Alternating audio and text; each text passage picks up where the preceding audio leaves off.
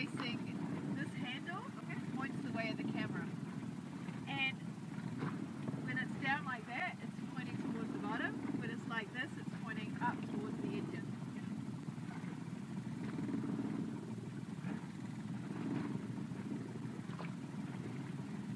Okay, whaleys.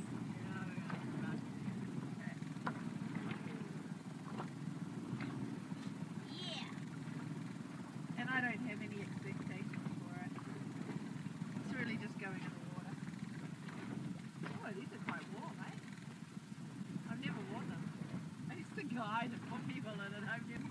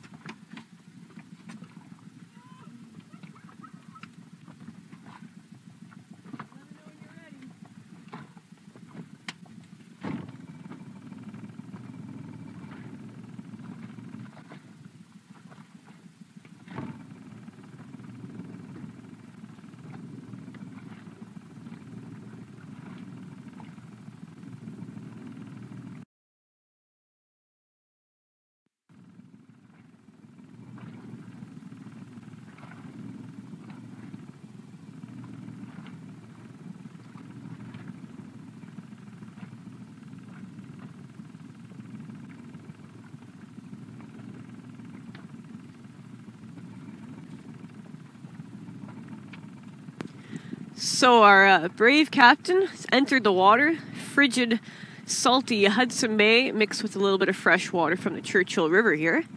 I want to talk a little bit about the suits that she's wearing. So this is a 7mm wetsuit. There's actually, I can spot a whale just behind her. I wonder if she's seeing anything right now. The visibility's not perfect, guys, but if they come close enough, the brilliant white of an adult male might be able to see through the cloudy water. So she has two pieces to the wetsuit, 7mm kind of overall bottom, and then there's a 7mm jacket. So on the core, it's actually 14mm thick. She's got 7mm gloves and boots, and of course our mask and snorkel so she can see.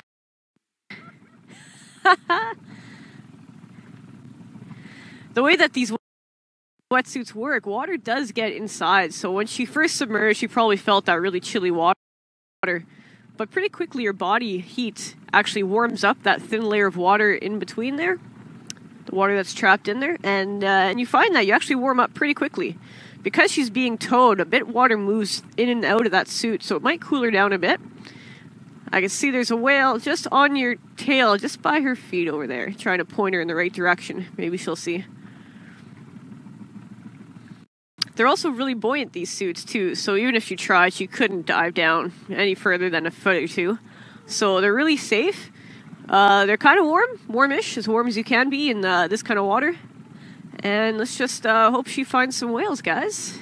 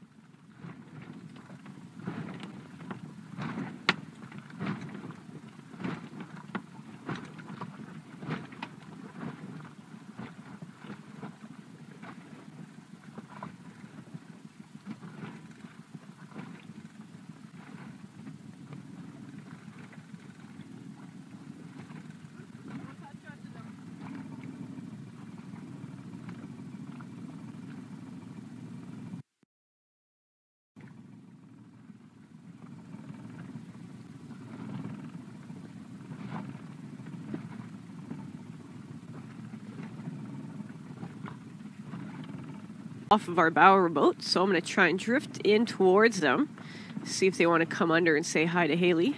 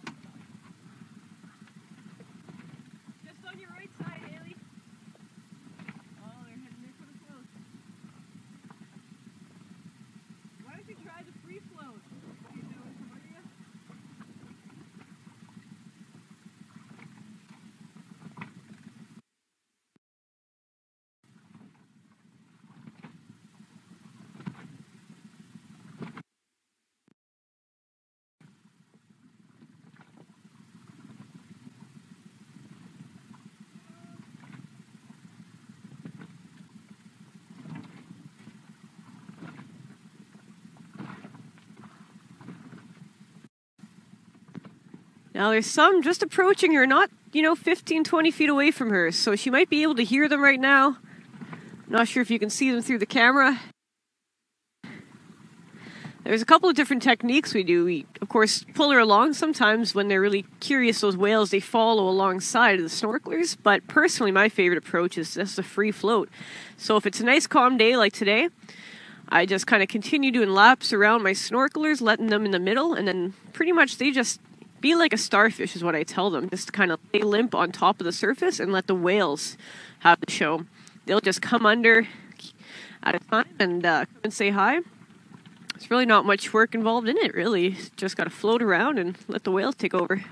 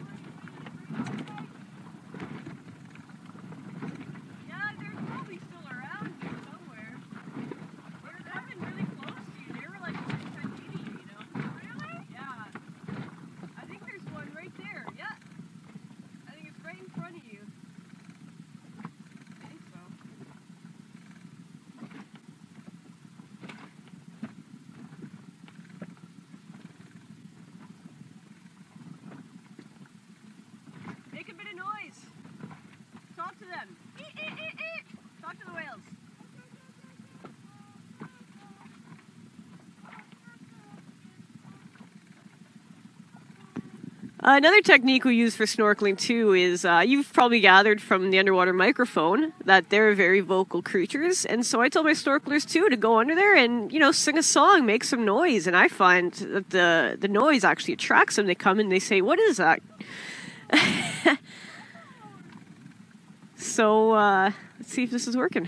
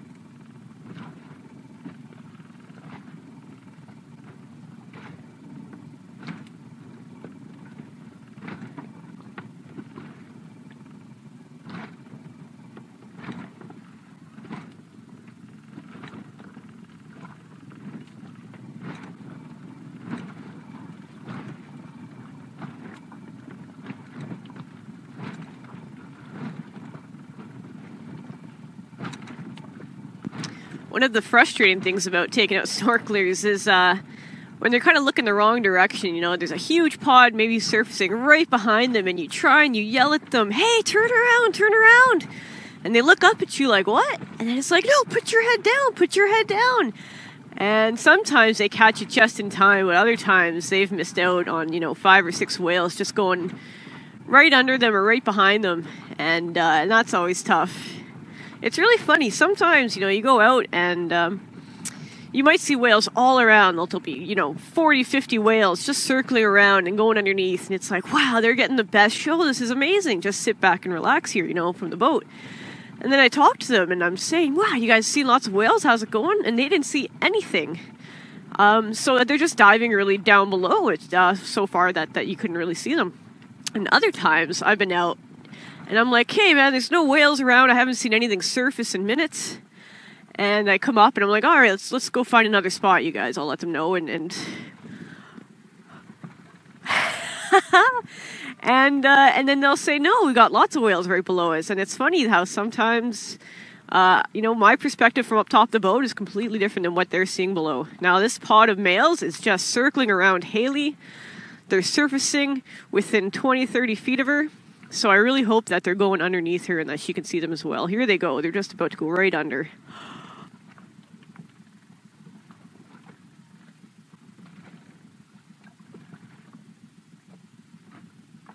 Head down! There they are. Oh, they're over there now.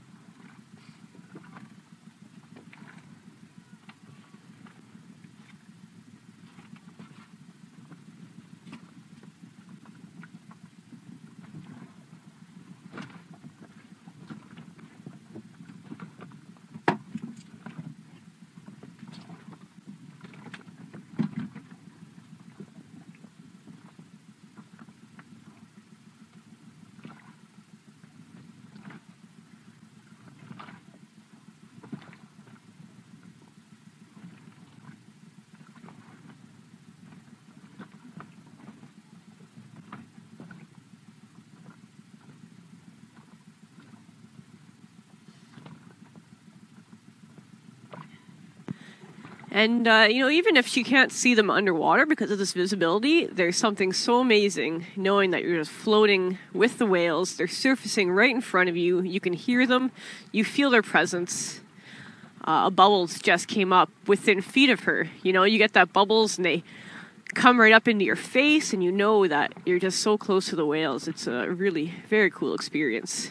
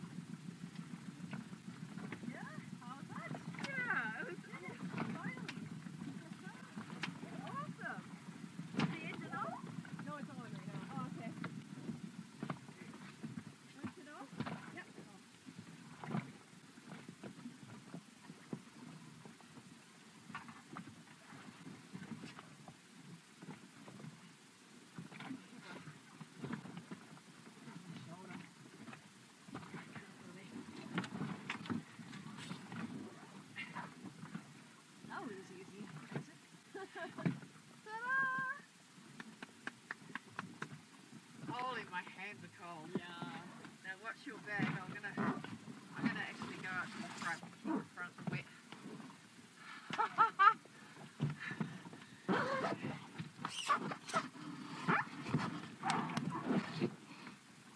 Well, that was pretty cool. Was it everything you expected, or Oh, like the buoyancy? How do you like that? Like, the buoyancy was amazing. yeah. I mean, the suits are incredible. I probably shouldn't get those on. My hands are really cold, thought. And I think it's because I couldn't see them. Yeah. Well, you don't know what's under there, right? Like, I kind of you, felt like- a little bit vulnerable. Huh. Not because they're going to eat me and pull me under, because I don't have It's just when you don't know where they're going to shoot out from. Yeah. Or, yeah. And they can really surprise you sometimes. Yeah. And seeing them would be... I should probably... Oh, that was fun. I was just telling Lindsay, like the suit is so buoyant. It's incredibly... I'm not going to use the term warm, but it certainly really keeps the cold from getting really into your bones. I actually felt a little bit more... I felt kind of vulnerable, but it's not because I fear the belugas and what they might do. They don't have the teeth to drag me under, or they certainly have a powerful fluke if they wanted to use it. But it was just the zero visibility, not being able to see a single thing, but having the sounds, and then having the odd shadow that you think is a beluga and not really knowing which direction they're coming from. There was a little bit of eeriness to it, and I felt very vulnerable, which to me is it's actually a nice feeling to be little in a big, beautiful world of belugas in the river. Yeah, so quite a neat experience. I could just imagine when clear visibility, how absolutely amazing it would be, because they do approach. Like, they got really vocal, and that was so exciting. It made me giggle. I was trying to be vocal, just talking to them. Whether that helped or not, who knows? But what a neat experience. I wish I did this a lot more, but the circumstances didn't arise. But at least I've been in the water. I've had a beluga pass close by me. I've heard their vocalizations surrounding me, and I've just been floating so easily on the water. It's so buoyant and comfortable, and I really love being in the water. I spend a lot of time in the water, and it's just the silence. It was so peaceful, just head down, being able to breathe through the snorkel and just being peaceful. I'm going to get cold pretty quick though, so I'm going to get some warm gloves on. Thanks, Lindsay, for driving. It's so cool. I really appreciate it.